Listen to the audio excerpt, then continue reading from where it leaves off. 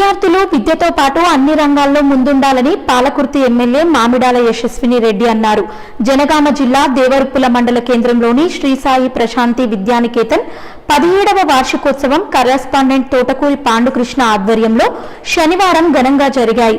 కార్యక్రమంలో ముఖ్య అతిథిగా పాలకుర్తి ఎమ్మెల్యే మామిడాల యశస్విని రెడ్డి పాల్గొని జ్యోతి ప్రజ్వలన చేసి వేడుకల్ని ప్రారంభించారు.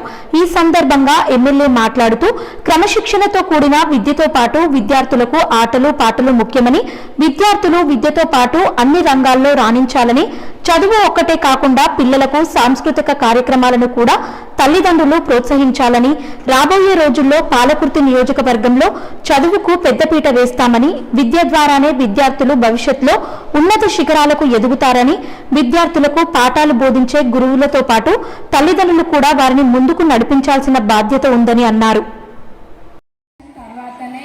ఏదో 10వ తరగతి అయిపోయాక ఆపేయకండి, చాలామంది కంటిన్యూ చేయండి. తప్పకుండా మీ పిల్లలే మీ భవిష్యత్తు. వాళ్ళని ఇంకా చదివిపించుకుంటే రేపు మీకు అంత మంచిగా వాళ్ళు చూసుకోగలుగుతారు.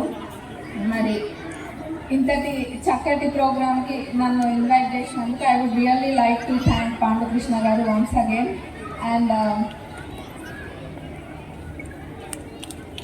I would like to come to next annual day too, because I really enjoyed today's programs. After a long time in this pleasant evening, I sat here and had really enjoyed the program, and I once again thank you all.